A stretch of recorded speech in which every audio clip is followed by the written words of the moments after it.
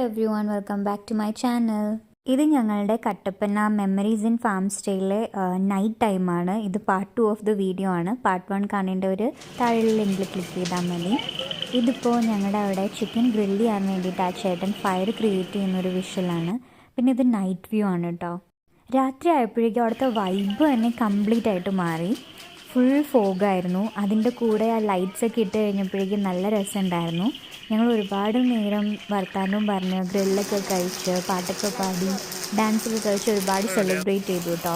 Camp fire ഉണ്ടായതുകൊണ്ട് ഒരു പ്രത്യേക വൈബ് തന്നെയായിരുന്നു. ആ ഫയർ ചിക്കൻ ഗ്രില്ല് ചെയ്ത് കുറേ നേരത്തേക്ക് ഉണ്ടായിരുന്നു.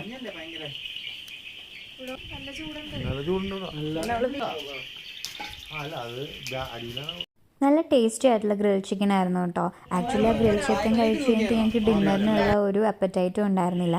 പക്ഷേ ഡിന്നറിന് സെപ്പറേറ്റ് ഫുഡ് ഉണ്ടായിരുന്നു. എനിക്ക് ഇങ്ങനെയുള്ള സ്ഥലങ്ങൾ പ്രത്യേകമായിട്ടൊരു ഇഷ്ടമുണ്ട് കേട്ടോ. ഈ മഞ്ഞും കോടയും പ്രത്യേകിച്ചൊരു സ്പെഷ്യലായിട്ടുള്ളൊരു തണുപ്പും എനിക്ക് ഭയങ്കര ഇഷ്ടമാണ്. എനിക്ക് സമ്മറിനേക്കാൾ കൂടുതൽ ചൂടിനേക്കാൾ കൂടുതൽ ഇങ്ങനത്തെ ക്ലൈമറ്റാണ് ഇഷ്ടം. അപ്പം ഞാൻ കൂടുതൽ ടൈമും അവിടെ കൂടെ നടന്ന് അത് മൊത്തം എക്സ്പ്ലോർ ചെയ്യായിരുന്നു.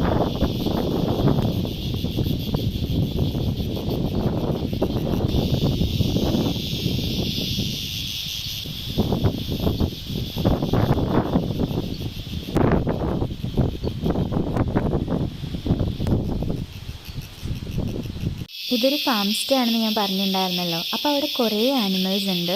കുറേ ബണ്ണീസ്, കുറേ ഗൂഡ്സ്, പിന്നെ കുറേ ടർക്കീസ്, ഫിഷൊക്കെ ഞാൻ ലാസ്റ്റ് വീഡിയോയിൽ കാണിച്ചിട്ടുണ്ടായിരുന്നു. അപ്പോൾ അത് കൂടാതെ ഉള്ളതാണ് ഈ ബണ്ണി. ഭയങ്കര ക്യൂട്ട് ബണ്ണിയായിരുന്നു കേട്ടോ. ഇതിനാണ് ഞങ്ങൾ എടുത്തത്. അവിടെ വേറെയും ബണ്ണീസ് ഉണ്ട്. പിന്നെ കുറേ ടർക്കീസ്, വേറെയും കുറേ കോഴികളും അങ്ങനത്തെ പല ഐറ്റംസും അവിടെ ഉണ്ടായിരുന്നു.